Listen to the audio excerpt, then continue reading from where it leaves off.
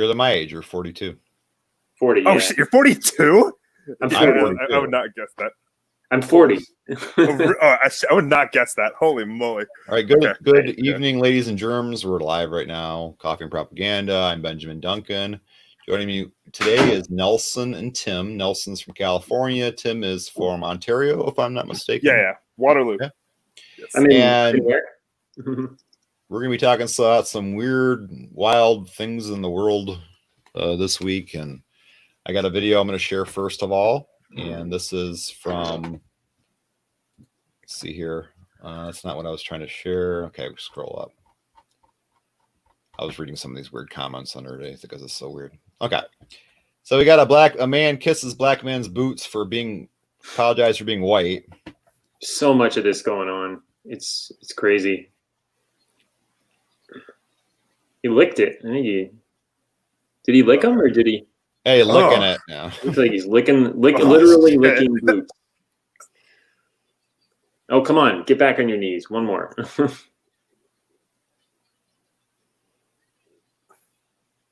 You see, he's kind of like annoyed, and then they taunt him into doing it again.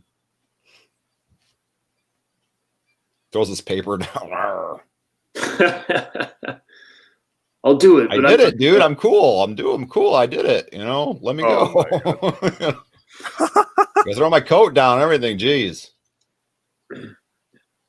Oh, he did the Charlie Brown to him. The Lucy.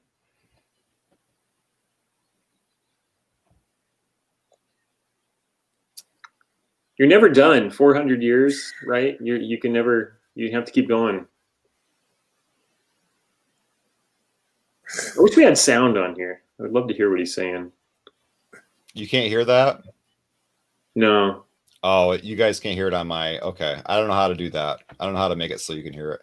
Anyway, I just stopped it. It's more the same as it keeps going.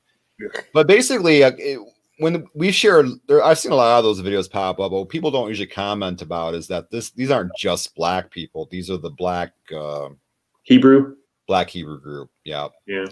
And they're not. Yeah, they're a weird radical fringe sort of religion. They were the group that there was the incident with the Native American in Washington D.C. Yep, they're the same damn group. They're the same group, and I've heard of these guys before from videos like this before, where they had white people kiss their feet and that kind of thing. So, but that's not really an issue. It's just the issue that the fact that the white people do it. It's really still an issue. Whether a lot of videos online. I mean, that is so bizarre to me that. How does that fix anything? Does that make you feel? I don't grasp it. it's obviously a performative ideology, right? So they feel like they need to engage in a religious ritual to cleanse themselves of white guilt. So yeah, right. You have to show other people. But the black Muslims, though, they are racist. They are clearly terrible racists who.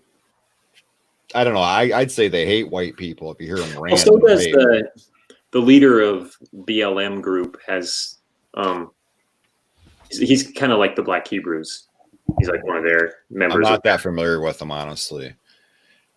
But that whole business, with the MAGA kid was just, how many times I encounter people where I have to explain to them, okay, you're what? Like, I thought, like, I keep having people still on my feed bringing up the MAGA kid. And I'm like, I thought this was settled. Did you see the whole video? Okay, the Native American guy approached them. It's on a video. They didn't approach him. He approached them. The old guy was standing this far away from him, banging a drum like an idiot and staring at him.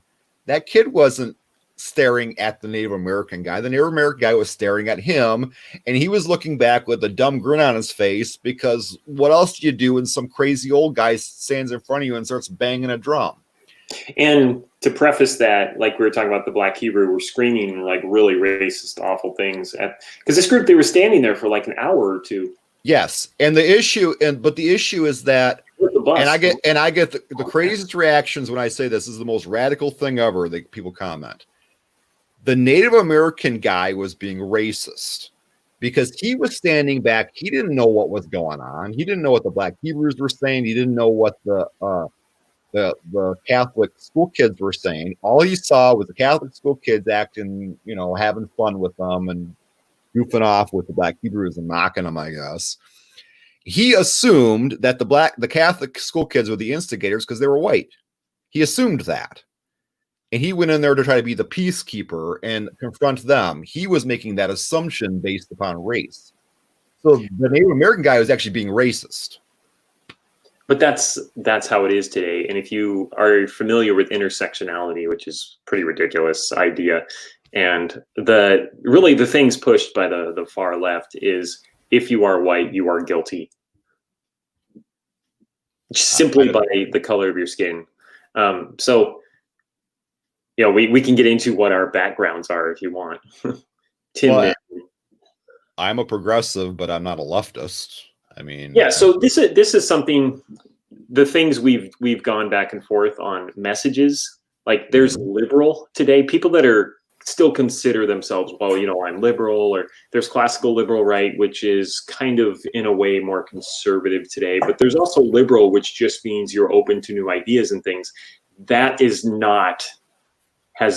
so far away from the left, which has really taken over. Most liberals today right. have gone far left. And so I would say you being a liberal and you seem to think that a lot of liberals are like you. And, I'm a fan of Dave Rubin. Dave Rubin's a liberal, right? But he's a liberal who's like an actual liberal.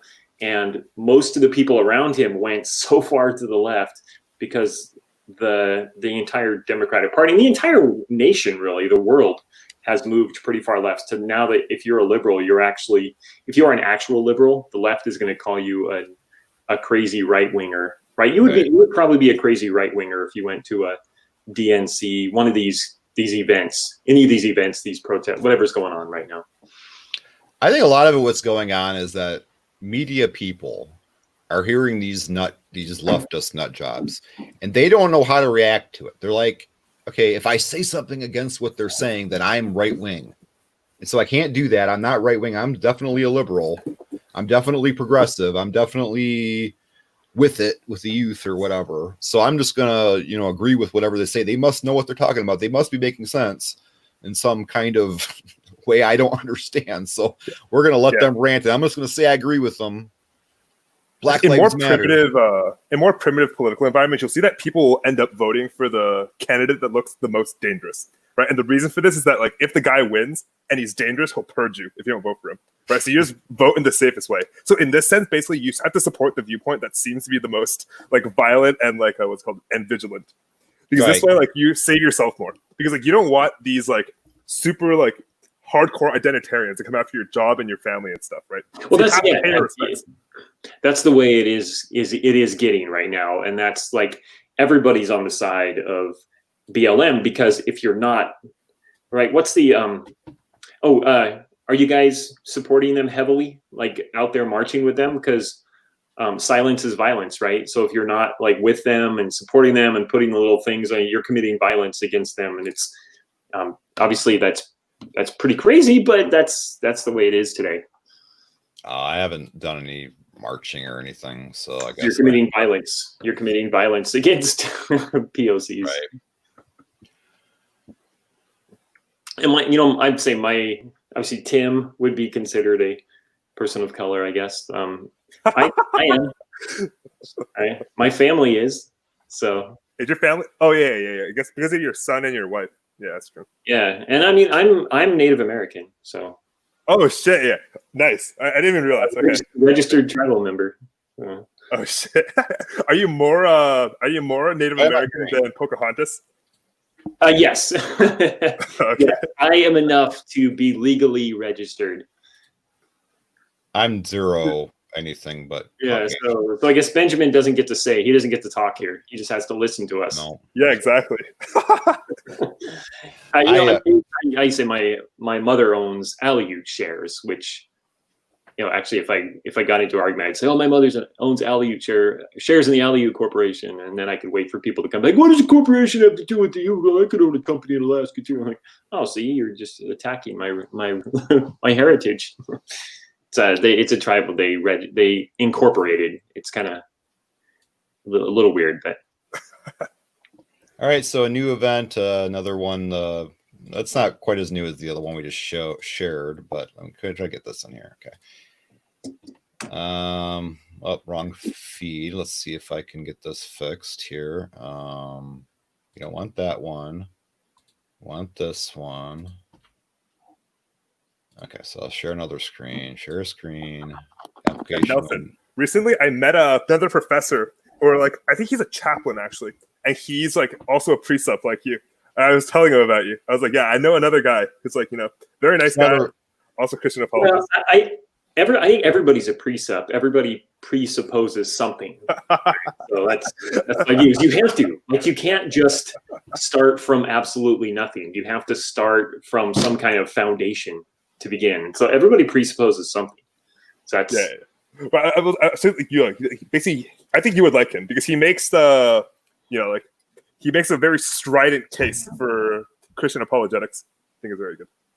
Yeah, I think if I wrote my dissertation on like to be a consistent. In fact, I presented at the Libertarian Scholars Conference in 2018 in New York with the Mises Institute that in order to be a consistent libertarian, and I'm not a libertarian. I've never described myself as a libertarian, but I lean in that direction. And you need a theistic worldview. Some kind of, you don't have to be like a Christian or a Muslim or something specifically, but my argument is you need a foundation for your viewpoints to say, I believe people own themselves. Because like if you need to find basically you have to take something axiomatically. I think that's what you mean, right? You have to take some sort of principle axiomatically. And it doesn't have to be religious though, although people do experience religiosity from axioms.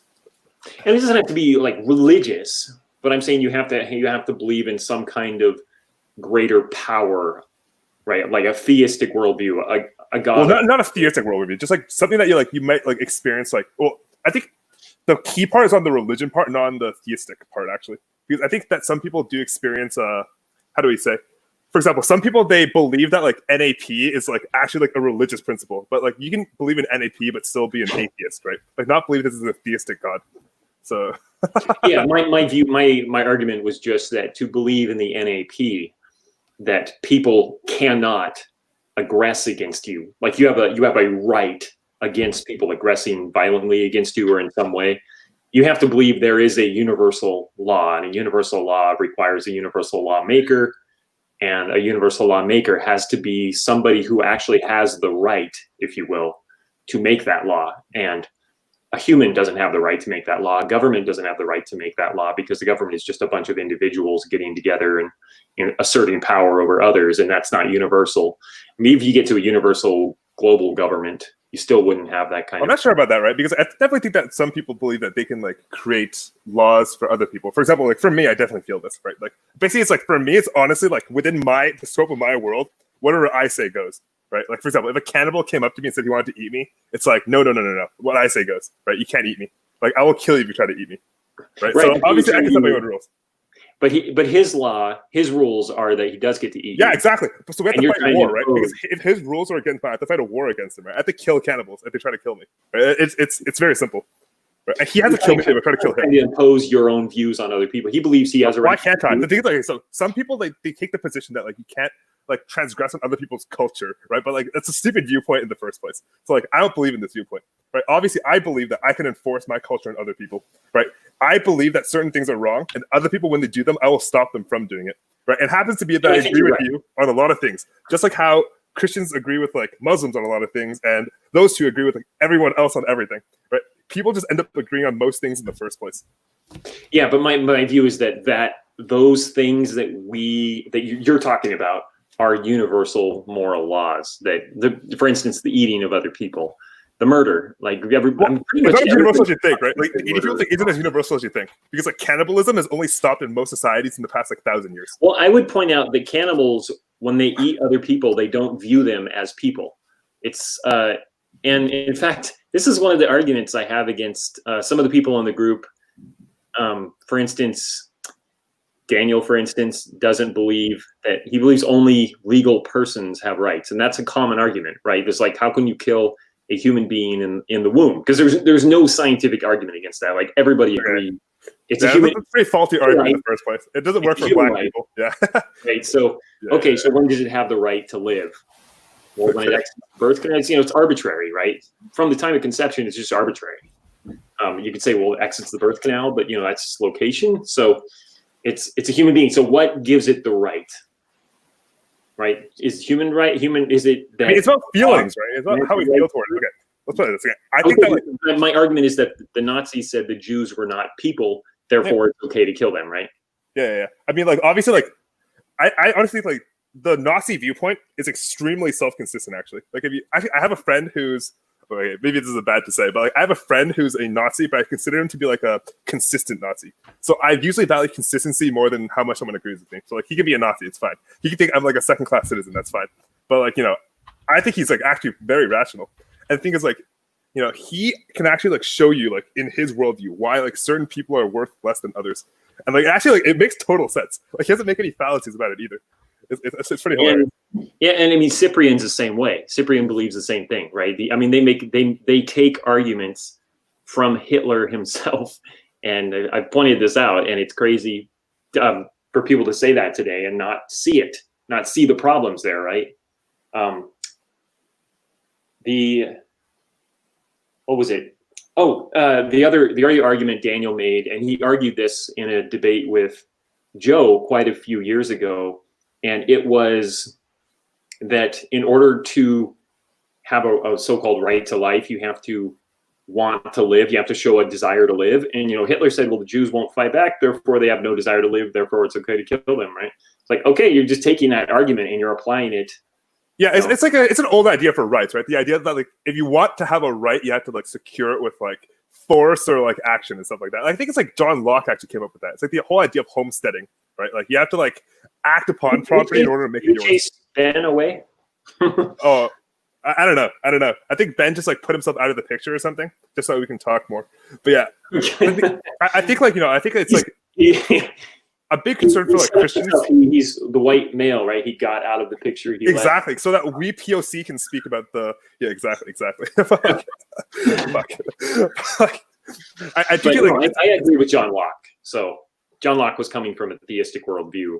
Yeah, but I'm just saying, it's an old idea. The idea that you have to act to secure your rights. I don't agree with it, but because also my idea of rights is different than most people. Because I don't believe that rights are a institutional thing necessarily. I think it's more of a feelings thing. It's basically you feel like you have a right. But let's put it like this. Okay, so a communist honestly believes that I am violating their rights by being richer than them. Right? They earnestly believe this. Right? And they actually feel this violation. They feel it so much that they're willing to kill me. As much as I'm willing to kill someone if they killed my mom or something. Right? They hate me so much if I have more money than them. So it's obvious that to me, their rights are definitely a real thing. It's so real that it manifests itself as actual violence. So I don't know. Yeah, and I mean, but that's pretty crazy to say, oh, I feel like I have this, therefore it exists, right? Oh, let's put it like this. I think that if you feel feeling something is evidence for it existing, right? Let's it is evidence for it existing. So if you feel that God exists, it's evidence that God exists. It's Oh, he's back. I said I was leaving for a minute. Can you hear me? Right, that's the dangerous part. Right. I posted you guys a message that I was gonna back out for a minute. Oh, okay. Okay. All right. So this is the next thing I'm gonna share. It's Aunt Jemima. Let's see here. I already know this is gonna be good.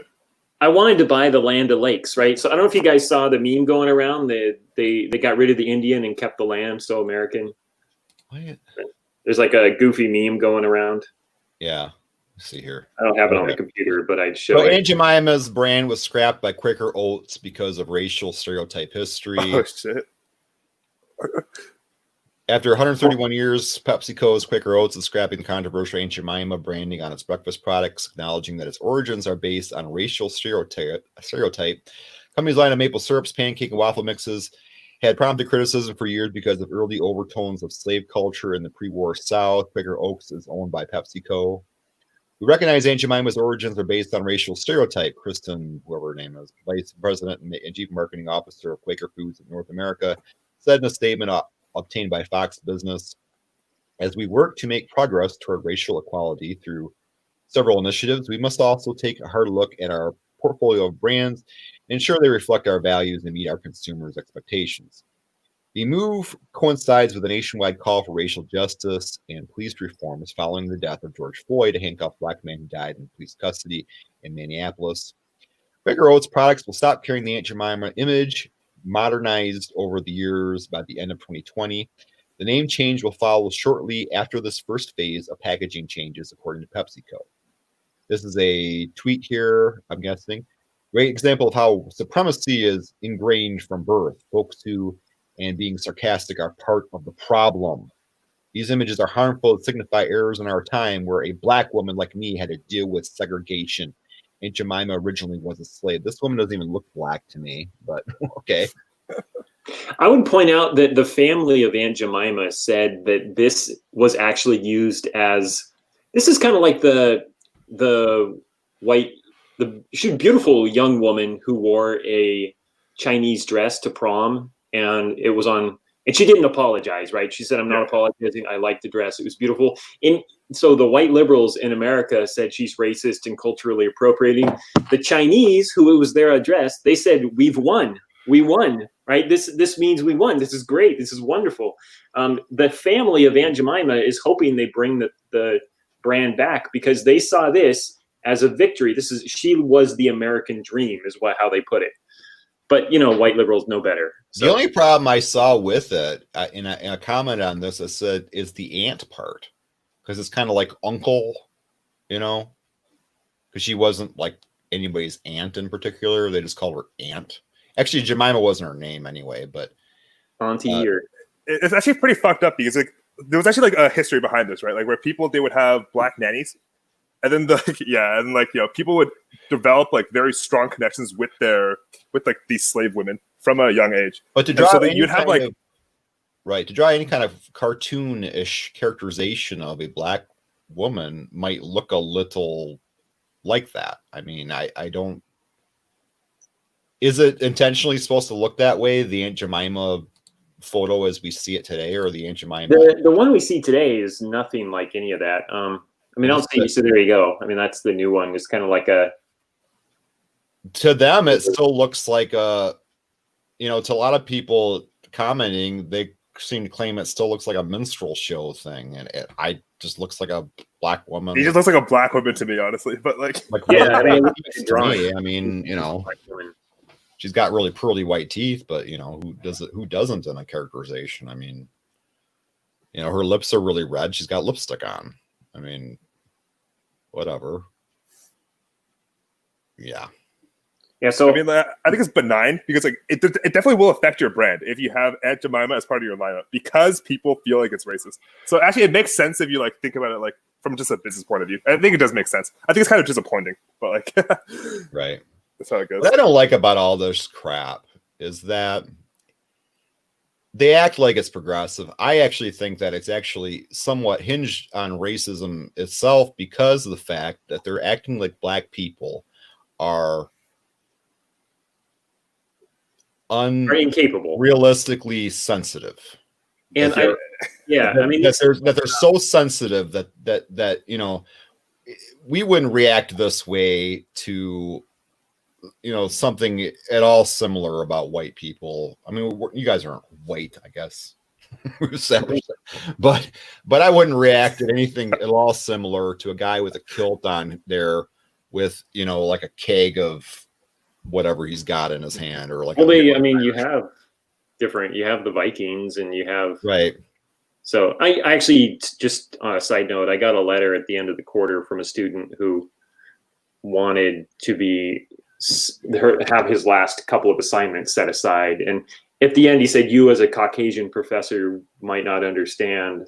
I was like, I wanted to write back and say, I'm not actually a Caucasian professor, blah, blah, blah, but. Well, Lucky Charms would be a similar, wouldn't he be? I mean, he's you go Irish, right? So he's Irish. I mean, I'm not Irish, I'm Scottish, but same thing, right?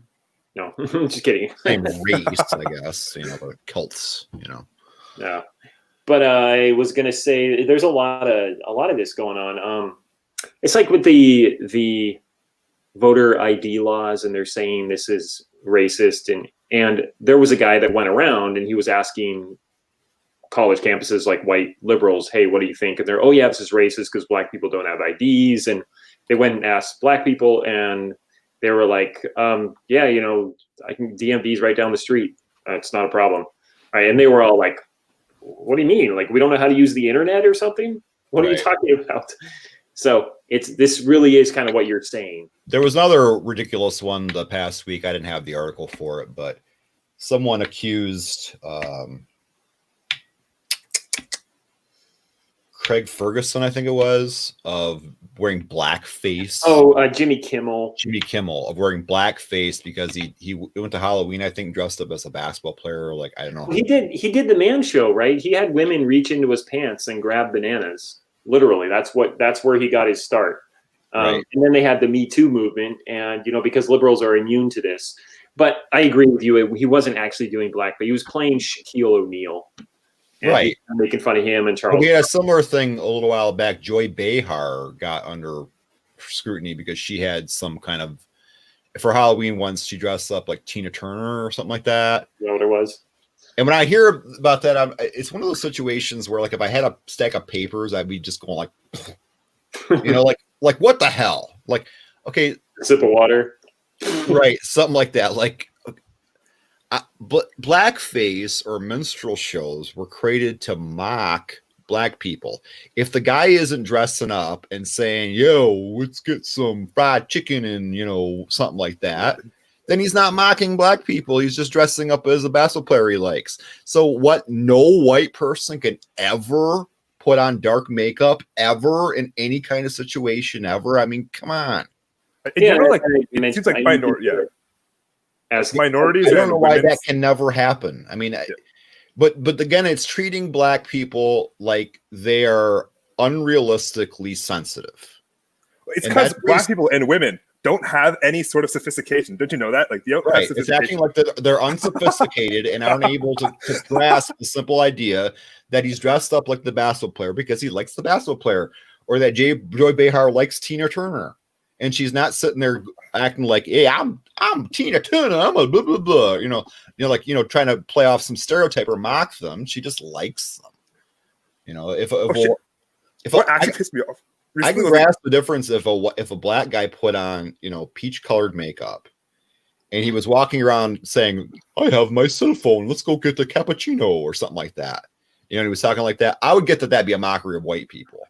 But if he was just like Mr. Rogers because he liked Mr. Rogers, I can grasp, the difference. It doesn't take a person with a whole lot of sophistication to understand that dressing up like a white person isn't mocking white people. Yeah.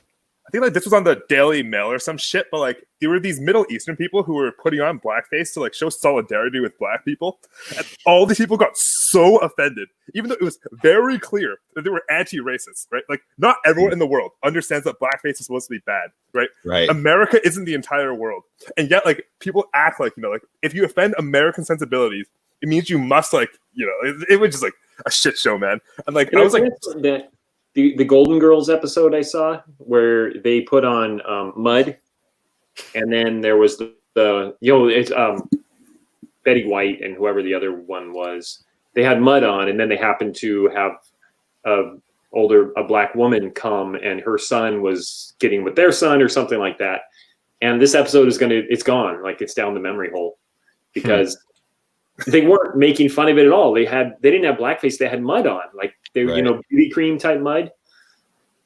And that also reminded me, you were talking about the things that are going away. Is who was I'm trying to remember the name. Was it Johnson & Johnson will stop selling skin whitening lotions? So Tim probably knows about this. My wife and her mom are like, what? This is crazy because these are very popular in Asia, but no, they're going to get rid of it in Asia now. No more skin white. Lynchburg, the town of Lynchburg. And it's very tradition, by the way. It's traditional that in Asia they just want to. It's culturally traditional. They want a lighter colored skin tone. So this is petition. People get like treatment to get lighter skin. People spend a lot of money, and it's not to be white, right? It's because back in the day, people with darker skin worked in the fields because they get more sun, And they have, in Asia, especially in Japan, the geishas, they put on white makeup and they have umbrellas and they're like very big, stay out of the sun, it damages the skin, all that. And they want a lighter tone, just because of the cultural context of it. Like, China was like an agricultural, like it was an agricultural like socialist country for like until like literally like 30 years ago. They started like super industrializing or something like that. So like they don't realize that like in China, class is a big deal, right? Having lighter skin means you're a part of a higher class. And that's the whole point of it. It's not about like racism or anything. It's kind of like having an office job versus a blue collar, white collar, blue collar. Exactly. It's like the color of your shirt, I guess, right? Yeah. And, in China, I mean, it really is, it is a big thing. It's, I remember reading Starbucks, people would sit in front of, like young girls would sit in front of Starbucks hoping that someone would buy them a coffee. I have a story. I know a guy who like, basically he was talking about like how cosmopolitan he was. He's like, I know the world. I know all about like white customs. And then he like had the butter thing, right? Like that they have on airplanes. He put it on his bread. And all the rest of the butter, he just ate out from the container. He literally just ate all the fucking butter because he thought that this is what you're supposed to do. It just made me laugh so hard. It was so gross. But it's just like cringe, man. Don't waste. Make no waste. Exactly. So that's another crazy thing. There's a petition to rename the town of Lynchburg. Petition to rename Lynchburg gains traction in light of Black Lives Matter movement. Lynchburg, Virginia, over 1,000 people have signed a petition to name the city of Lynchburg. The city of Lynchburg is named after the founder, John Lynch. John Lynch was a Quaker described as progressive for his time in the 1780s, according to Chief Public History Officer Ted Daly. I believed in emancipating slaves, Delaney said. He had slaves, but he freed all of his. He's supporting recolonization, which is sending slaves back to Africa. He did not believe in perpetuating the institution of slavery in this country. So this is named after a guy who freed slaves, Lynchburg. It doesn't matter if he had them at one time. That's not what they're mad about. They think that it was named Lynchburg because of lynching people. It's so funny. I mean, it just takes a Google search to figure this stuff out. I mean, most people just, they just don't, we thought when the internet came out that everybody would be just so informed about everything. Oh, yeah. And it's just there's some people that are interested in being informed, and the rest of the people just have no interest at all. They just, they don't look things up. Well, I think the internet actually made people dumber, because you have infinite amounts of information at your fingertips.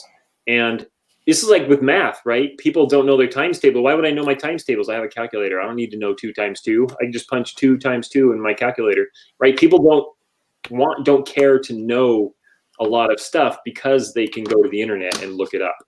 And so they're really not interested. Also, I think most people are more informed because of the internet. I just think that you have to have an academic mentality to care. I mean, if it weren't for the internet, I wouldn't be as informed without the internet. I think it's about like your mindset toward information itself, because like before, imagine like 50 years ago, if you wanted to find 5 sources for something, at least one would disagree with you, right? But now you can find like 10 sources, 1 million sources that all agree with you, right? So confirmation bias is like way worse. Right. I'm not going to go to my local library. I'm 40, Tim, you're how old? Pardon? How old are you, Tim? I'm like 23. Yeah, so you have no idea what a card catalog. When I was in grade school, we go to the library and we look up the little card catalog, right? 31.1. Oh, I know what you're talking about. Dewey, the Dewey decimal system. Yeah. But to know what Lynchburg was back then, you would have had to have gone. How would you have figured? You would have had to have gone and found some book on the history of American towns. And have to thumb through like a whole bunch of them to find that out. I found it out, Googling it. Yeah, exactly. I mean, I'm saying the internet has made information infinitely available, but it also, I think there's a way that the human condition, if you will, is that people kind of, because that's true, they're not as interested in actually knowing things until it comes time they need to know it. And in a lot of cases, they just don't, like I said, they don't care. They don't need to know it. That sounds like whatever, and so it must be that. I'm not going to bother. So kind of a intellectual laziness as well. I think like every single generation like says that the previous one is like less informed, right? I actually think there's a statistical reason for this, because like if you think about it, the scope of intellectuals was really small before, and it's only been growing, right? And like now there's like every single person on Facebook trying to be an intellectual or whatever. So like you have these people who like at one point would have like not even been close to this kind of stuff. but like they're like now trying to like get in on the action. So I definitely think it's at least partially because of like higher participation, which results in like lower quality. Maybe, I think, right? Because I definitely think that there were still idiots like 200 years ago. Just that, like they were just like not talking about this kind of stuff. Well, now like everyone can go online and just like search up like 3 faulty sources for their crappy view, and it's all good. Right. Well, So people back then had to know how to do something. Like having various knowledge, like being a Jeopardy contestant in 1850 was probably a complete waste of your time, right? Having that kind of knowledge. Yeah, exactly. That knowledge. You can be really good at something and have access to other stuff. But back then maybe you didn't know how to read but you knew how to farm. Yeah, so I think that the cutoff for discourse was higher before. So right now the cutoff is really low. Just like if you could string together a sentence and like sign up for Facebook, you can get into arguments, right? So like it's not like really low barrier. Honestly. Yeah, to be honest, like people who type in all caps or some shit, it's like, oh god. Yeah. Bumper sticker slogans, yeah. I mean, you was going back to kind of the biblical view is that as time goes on, knowledge increases, but that doesn't mean wisdom or that actual individual human knowledge increases. It just means information available to you has increased enormously. So you think since the time Orville and Redenbacher flew the just kidding. Or Orville and the Wright brothers, right? Orville and Wilbur, right? Yeah. Orville and Redenbacher, right? So popcorn. I don't know if you know that, popcorn guys. No. Okay. So they flew the airplane. Since then, technology and information has just expanded at an enormous rate. I mean, like, there's no way you can know all of human knowledge now. Like, at one point, it was definitely possible. Like, there was this one guy who, like, people say, like, he was the last person to, like, know all of human knowledge. He was some Greek, I think. But, like, just, like, or some shit like that, Yeah, it was Wilbur. I was right. Yeah. I don't think I learned that on the internet, though. I think that's from my education days, from high school or something. Yeah, that's how I learned it originally. Well, I had a second guess. I had to check it, though, with the internet. Yeah. And I think it's just to show my knowledge, WRIDHT, is that right? But actually, like, if 50 years ago, like, you probably wouldn't have been able to, like, know, like, the right name unless you, like, literally went and found a book with the name in it just to, like, check, right? But, like, now you can just search it up. But does it really matter? If we think about it, like, it probably doesn't actually matter, right? It probably doesn't change your view on anything just because, like, you know his name. Well, there was a time when there was no standard spelling. For instance, Shakespeare spelled the same word 25 different ways in his. No problem. You know, as long as he could read it, then it was good enough. There was no standard spelling for things. Like, to them, like, the spelling was basically the same as, like, your handwriting. Like, if your handwriting is different, it doesn't change the meaning of the damn word, right? So, like, I think in general, like, we like to impose, like, what's called prescriptive standards to the past, even though, like, obviously you can use nuance to figure these things out. There'll always be, like, some percentage of, like, grammar Nazis in every single era who believe that the rules are, like, actually, like, a tangible thing instead of just, like, a thing that we abstracted. Right. We see this in classical music too, where like people honestly believe that like you're like insulting someone if you play a wrong note. Right. Well, the fallacy is called ad dictionarium, where you treat the dictionary as though it is an authority on words when it really just the dictionary just describes what people usually mean when they use words. It's not authority. It doesn't. You know, it's not like a decipher tool for what we decide words mean. Yeah, and I don't know if you guys, going back to the original thing, the dictionary is going to be changing the definition of racism. I don't know if you guys saw that. There's a 23-year-old woman wrote in that she was getting tired of having arguments and people would tell her, but, you know, the very definition of racism says, and she got tired of people throwing that back at her, right? When she would talk about it's a defensive argument, so it's valid. So what are they changing it to? They're going to bring in systematic racism into the definition of racism. Okay, so why can't there be racism and then systematic racism? You look up S. Well, there's like, what's the exact definition? You should look it up, right? Yeah, honestly, I think that the semantics game is so stupid. Another thing people don't get when they read dictionaries is when the word "or" appears. You know, if that was in there, if they said, vigilante actions or systematic actions, it doesn't mean that every racism is systematic. It means sometimes it would be systematic and sometimes it would be vigilante, a vigilante sort. People don't read dictionaries properly or read definitions properly. Well, systematic means it's in the system, is like in Right. law, right? But in a definition, if it said vigilante or systematic action, blah, blah, blah, people would read that as meaning all racism is systematic. No, it would mean vigilante or systematic, which means that it could be systematic or it could be vigilante.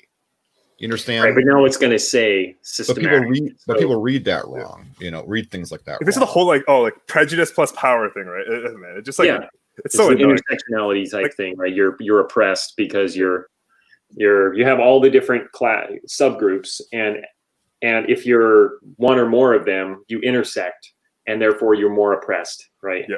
The thing is, you could do this kind of like dicing for everything, right? You could be like, no, it's not a like. You could be like, you can't call like a cup anymore. You have to call it like a puck, right? And like a cup is like a puck plus a handle or some shit. Like you can like do anything for any single word. You can just like add a bunch of qualifiers to it. It doesn't do anything. It's so dumb.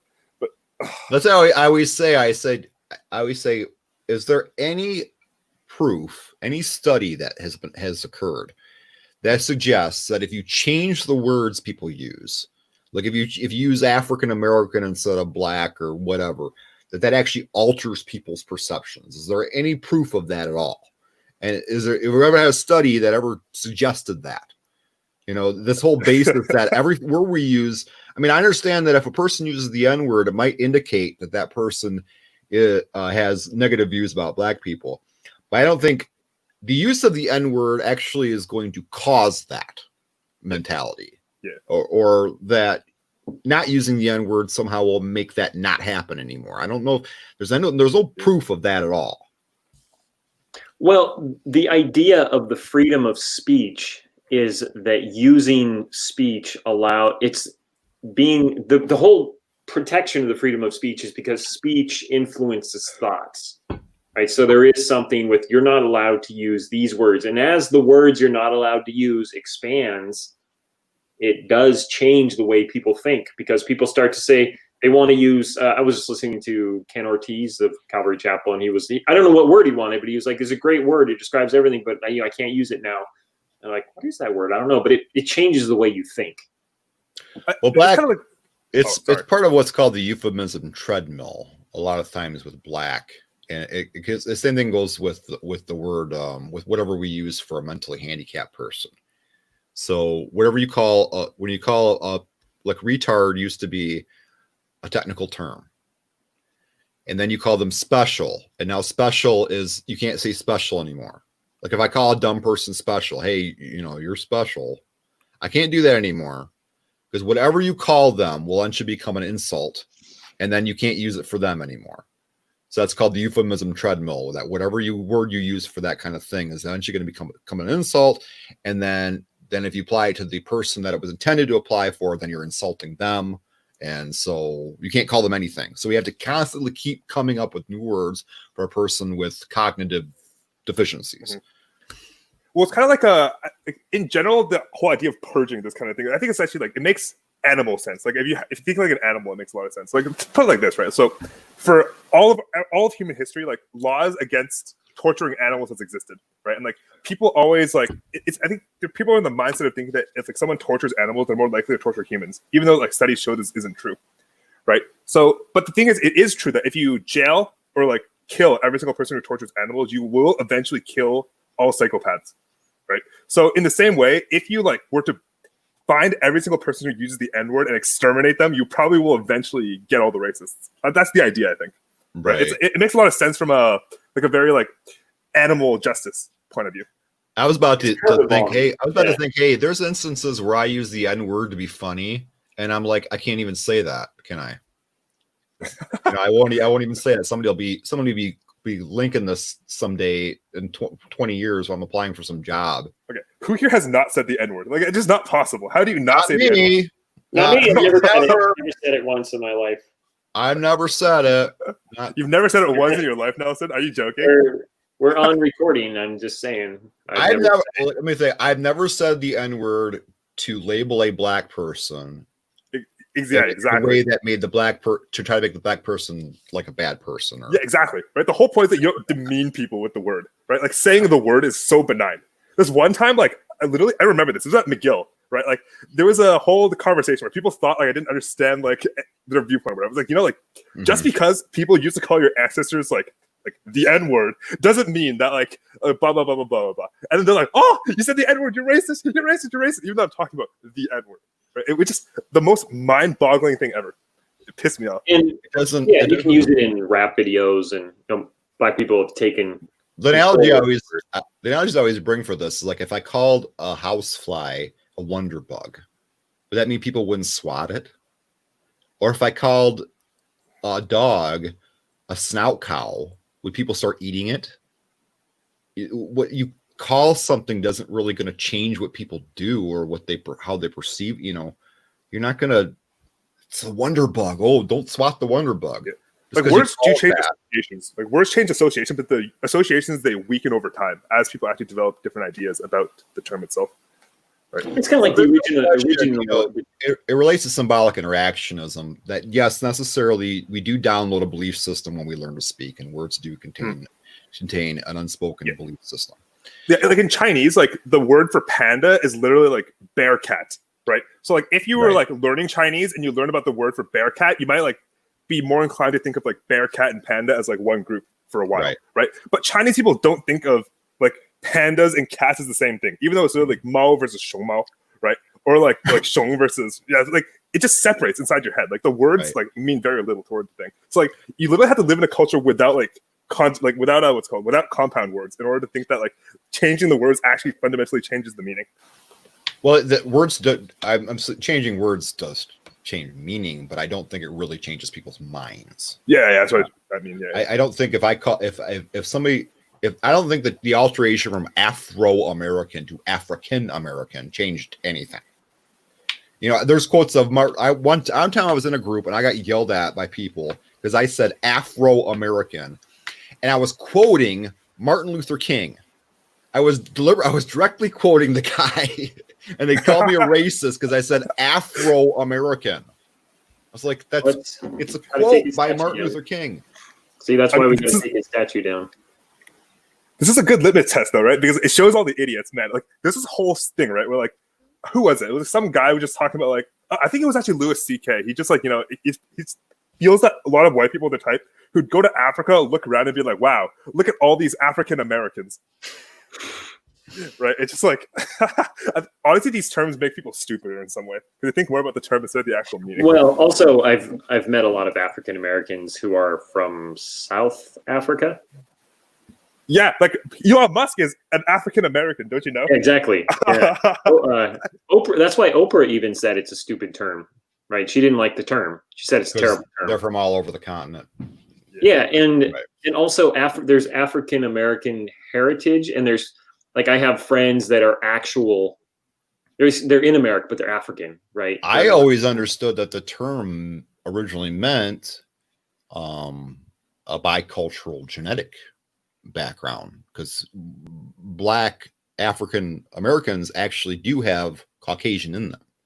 And some of them, right? So some, but I mean, as far as African American, I'd say probably most Black Americans have African roots, but we could talk about your favorite vice presidential candidate, Harris.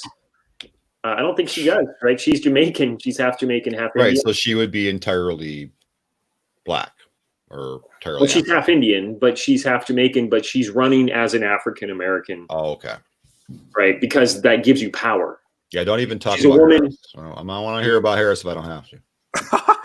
If she doesn't get the nomination, I don't want to ever hear her name again. Remember, Harris is the one that will smoke weed with you and then throw you in jail, prosecute you for smoking it. Fuck Harris. All right, so here is another weird ass thing that occurred. Wrong thing. Okay. Gone with the Wind skyrockets in Amazon following HBO Max suspension. They suspended Gone with the Wind.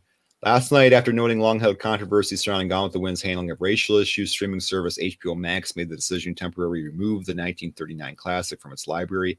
Naturally, as one would expect, the news went viral, and Amazon was apparently the first place fans of the film went to in order to console themselves.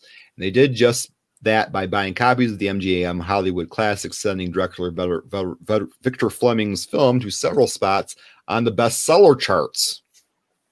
As reported by Deadline, Gone with the Wind found itself as the first, 8th, and 9th best-selling product on Amazon movies and TV charts earlier today. Those standouts as of the writing of this news item have changed slightly as the film retains 1st and 8th place holdings, but also has showings in 3rd through 5th places. Even the not so often remembered TV sequel Scarlet, starring Timothy Dalton and Joanne Whalley Kilmer, managed to see a boost of its fortunes as that film is in 30th place. Yeah, so they tried to ban Gone with the Wind from HBO, and then the news of this caused all these people to want to go see it. Let's go check out Gone with the Wind because we want to see what's so crazy and controversial about Gone with the Wind, basically. And there's also the desire to get it before it's gone. I mean, I was listening to somebody who was saying so many books are electronic nowadays, and someday, if anything's electronic, like a lot of books you buy, you actually buy the license. Mm-hmm. And if they decide someday that they no longer want to have anything to do with that book, Amazon and these other companies could go wipe it off all of their users' Kindles or whatever, because your Kindle is always connected to Amazon, and you have to go into Amazon to actually access the book. And so if they decide this book is not something we want people to read, boom. And that article doesn't talk about it, but I think Prime added it back in with a warning or something like that before it begins. There's a warning, like people, like you gotta treat people like they're like I always say, scratch a censor, find an elitist. What they're basically telling people is you're not sophisticated enough to make up your own mind about, if you see Gone with the Wind, you're gonna go out and put on a white hood and go and lynch people because you're not sophisticated enough like us. So we got to tell you how to think about this. I think that's the way it is. Yeah, I think the far left does believe that. They think that everybody should think identically to them, and that's why they're getting rid of words, they're getting rid of books, they're getting rid of movies, and they're getting rid of a lot of stuff that's really prevents you. Well, it's not just that they think it; it's that they think that you can't, that you're too dumb to make up your own mind. So we need to kind of guide you there. And yes, I think that's not let you make up your own. Get exposed to this Gone with the Wind. Like a sophisticated adult, and watch it for what it is and make up your own mind about whether Scarlett beats the girl on the staircase, whether that's good or bad. You can't make up your own mind about that. We got I think worse is the fact that in a lot of cases, they're afraid you might make up your own mind and it won't agree with them. And that's a problem, right? So this is the draconian. That means you got the wrong answer, right? You can't get the wrong answer. Like, come on, Nelson. Exactly. That's exactly how they believe. If you get the wrong answer, we need to re-educate you, right? Indoctrinate you. How did you find that answer? How did you come up with that? Okay, that's got to go. We're gonna get rid of that book. Speaking about like re-education, have we ever talked about the Uyghur camps in China, like the re-education camps for Uyghurs? I posted on it a long time ago, but. Yeah, basically, like in China, they're like arresting like Muslims, they're just putting them to camps and like re-educating them to make them like more in line with Chinese. Hans, right? Yeah, it's the Hans like locking up the Uyghurs or whatever. But I mean, re-educating them to be good Hans. Like, the idea is to integrate them into like the Han majority. Yeah, because it's actually really funny because the Han are the most like racially diverse group in China, right? Because they basically like raped all the other minorities into oblivion. That's the entire like creation of the Han ethnicity or whatever. But like they just like get so triggered about this kind of thing. Like I know so many Chinese people who would like probably off themselves if they took a DNA test and realized that they were like between like 10 and 20% Vietnamese. They would probably not want to live anymore. They could not handle it. They think they're pure Chinese or some shit. Even though like most Chinese people are like part Indian, like part like Middle Eastern, like all these things, right? Because China was one of the first global societies, right? Like the capital of the Tang Dynasty was literally over 50% Chinese. And people honestly think that Chinese people are like some like racially monogamous group. It's hilarious to me. It's just like, oh, man. Like, I happen to love Gone with the Wind. I love Gone with the Wind. And my attitude about it on a racial level was that it simply didn't really make a comment about it. I mean, it just kind of featured the way it was. and didn't seem to comment about whether it was good or bad one way or another. I thought it was neutral on racial issues. It just kind of just featured what happened, and Scarlett, had her attitudes, and her dad had attitudes, and the only race, I guess, maybe the part where where Scarlett's husband gets killed by those black people on that road or whatever was kind of maybe a little racist, and that they're kind of, but as you recall, Big Jim or whatever his name is saved her from those guys, and he was black. So I thought it was pretty neutral about. I actually don't think I've seen it. I don't think I've seen it. So you're spoiling it for me, bastard.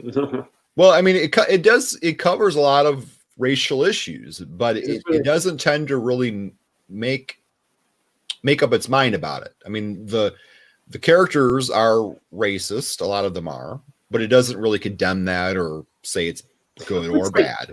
Yeah, I mean, it's the thing is that's the times, right? What it's depicting is just the fact that their society is gone with the wind. The way you lived was gone with the wind, and they're trying to adjust to the change. Yeah, and it's 1934, but it was a post-Civil War movie, right? It's based on a novel. It's based on a novel by Margaret Mitchell. And 1936. Yeah.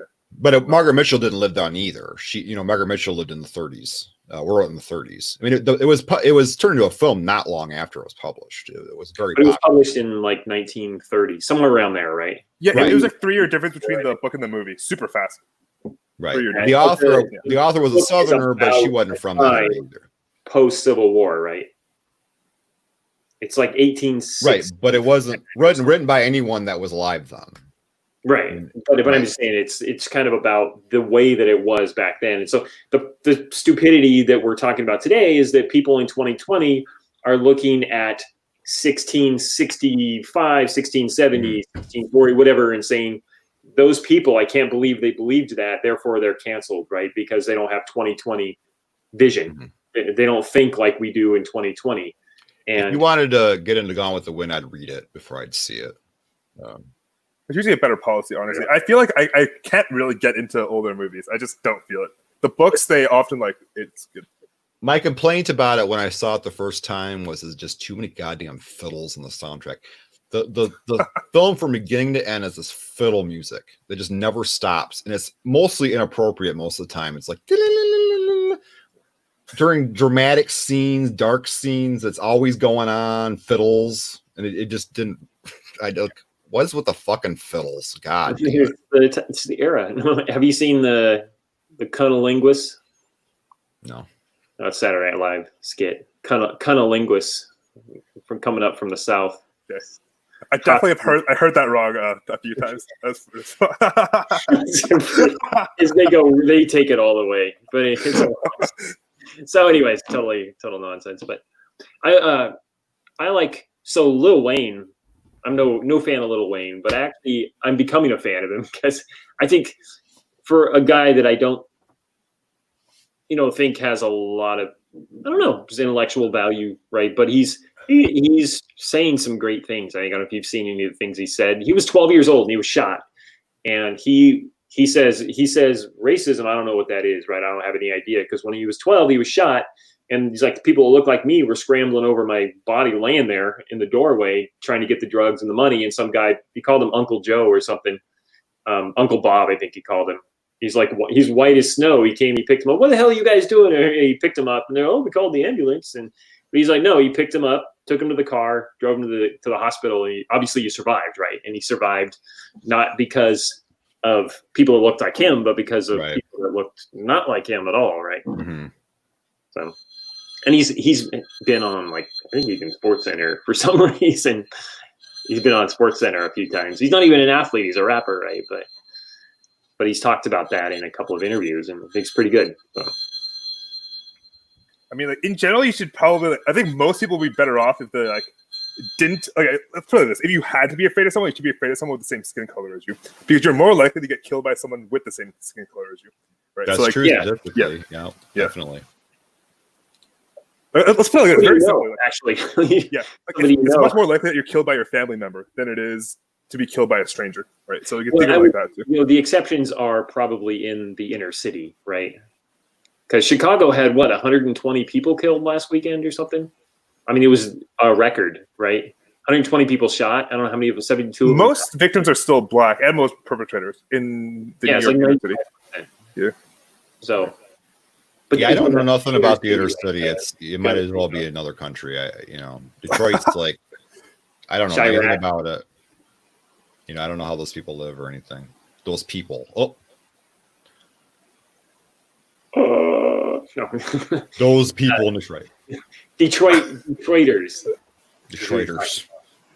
No, but it is true that where I live, I have some cousins that are from down there, and they were up here for my dad's funeral. And we were talking to them, and I say, the impression we have of Detroit is that it's like you go down there and you get out of your car and like someone starts shooting at you, and like it's that's our impression. That's how I think of it. Where I live in northern Michigan, that's what we think about Detroit. We think that you just drive down the street. And someone go, "You're fucking honky! I'm gonna kill you!" when you start running. And I was basically neighborhoods. That's how it is. I mean, I listen to Apologia Studios, and he's actually the guy that played. He played in the what's that Street Fighter, the movie?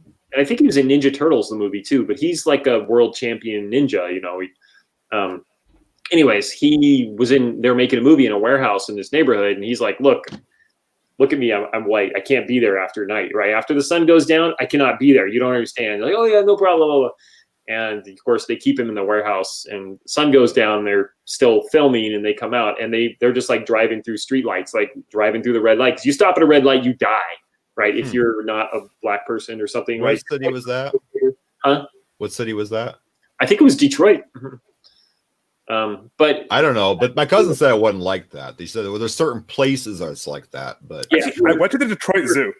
That's funny enough. He said there was a car behind him that was following him like all the way out, not stopping. And then the car like comes up beside him, and it was a police car. The police car wouldn't even stop at the red light.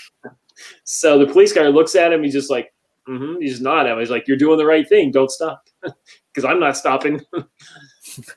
Yeah, there's places in Detroit, if you ever go, like look in the housing, the real estate, there's houses there that are selling for about $500. Yeah, I mean, when I was in New York, I had a friend of mine. He was starting up a fertilizer based fish thing. Fish was the fertilizer, and there's an aquaponic type building in Detroit where you could buy a building and just like rip out the middle, because the building cost you probably $10,000 or something, right? So they basically give you the building almost, and then you just got to do construction and turn it into somewhere where you can grow plants. But he would be like 2 blocks out, and he'd call the guys like, "Hey, I'm 2 blocks out. Open the gate," because you don't want to stop. Yeah, I'm not exaggerating by the $500 though. I'm serious. Yeah. $500. Yeah, you can get a mansion for $10,000. So like, yeah, it makes sense if it's $500 for like a shitty. Yeah, I think that you have to bring it up to code. I think there's some kind of mandate for you to bring it up to code if you buy it. Because usually those are crack houses, and they're like, the windows are all smashed in, and people are, what is it? 1/3. They wanted to get rid of 1/3 of the city, just like mow it over and stop delivering water and electricity and stuff to 1/3 of Detroit. So a few years ago, I remember reading, because most of those neighborhoods have like one house that's lived in, and the other are crack houses. Okay. Gangs have taken over, squatters. There was one case where a woman bought a house for like $27,000. It's a huge house, and she needed something done, so she moved out for the weekend, comes back, and some squatter had apparently painted one wall, and that gives the squatter the right to stay in the house because they painted this wall by their street rules or something like that, or it's the crazy rules they have. The laws are really anti-property owner laws. Like, it's kind of like, Locke would be proud. it's like Airbnb. Don't rent your place out. Well, Airbnb doesn't exist right now, but don't rent out more than 28 days, because someone stays in your house for more than a month. It'll take you 6 months to get rid of them. And there are cases like one woman Airbnb, and then the guy's like, "Hey, I'll just pay cash." And she's like, "Okay, that sounds good." And he goes, after 1 month, he stops paying. And she's like, "Well, okay, you got to leave." He's like, "I'm not leaving. I'm a tenant. I can stay here and not pay anything." And she had to pay him $5,000 to move out. Where I come from, they get evicted. But yeah, I understand how, Getting someone evicted costs a lot of damn money. The thing is, like, because my parents own properties, yeah, so like they had to deal with like tenants and shit. It's actually the most annoying thing ever, because like in most places, the rights that tenants get are like ridiculous. Mm-hmm. So it's like, in big cities like Seattle, especially now coronavirus, they're getting rid of even evictions, right? You can't evict somebody until the end of summer. And then you're talking about a 6-month process. In some cities, it could be longer.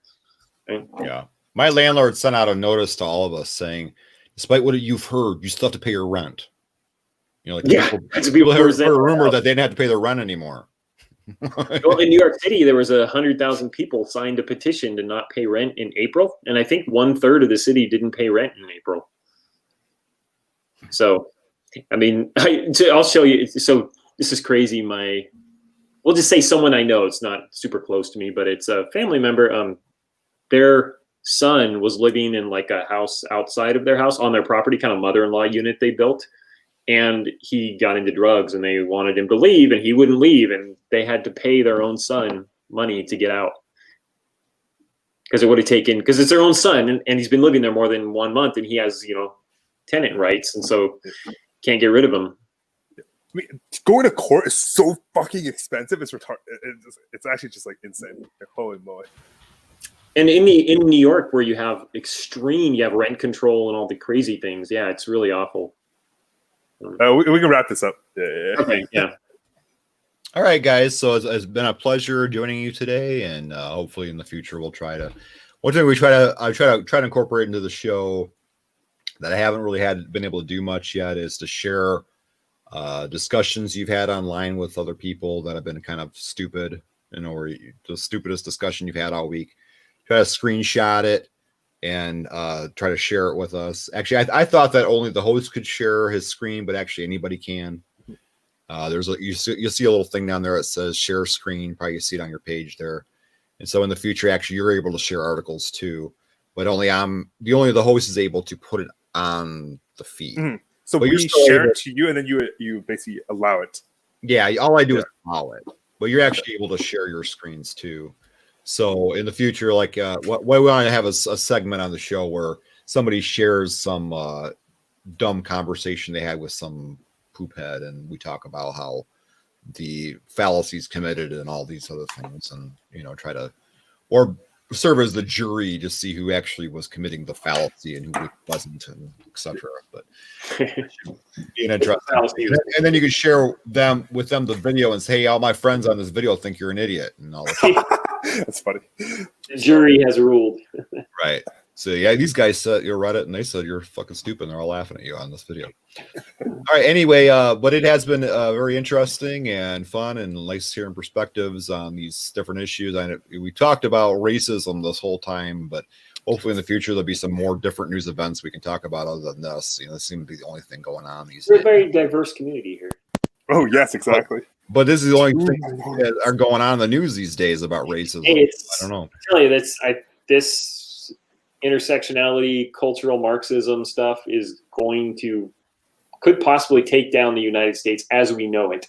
And I think coronavirus built it up. Like coronavirus laid the foundation. And then we can talk about coronavirus next time. I know you don't believe that you believe it's all hyped up, but we can go into that if you want to next time. And interesting discussion for next time. That'd be good. Interesting discussion for next time. Well, thanks for joining me, Nelson and Tim. And yeah, cool. It was fun. Yeah. With that being said, let's all have a good night, and see you guys another time. Bye bye. All right. Yeah, nice to meet you, Tim, in person, sort of. Yes. I thought you were older. I thought you were I thought they said you were 60 or something on that. Wait, whoa! I'm a young lad. I've never seen your photo. You're just a little drawing, and I thought people had said, "Oh, Tim is he's an old something guy." So I always thought he was young. Somebody said you were an old guy. I knew he was in college, so yeah. I didn't know you were young. I've done college, but yeah. College age. Yeah, I guess. All right, you gentlemen have a nice night. Okay, guys, take care. Yep. Bye. Thanks.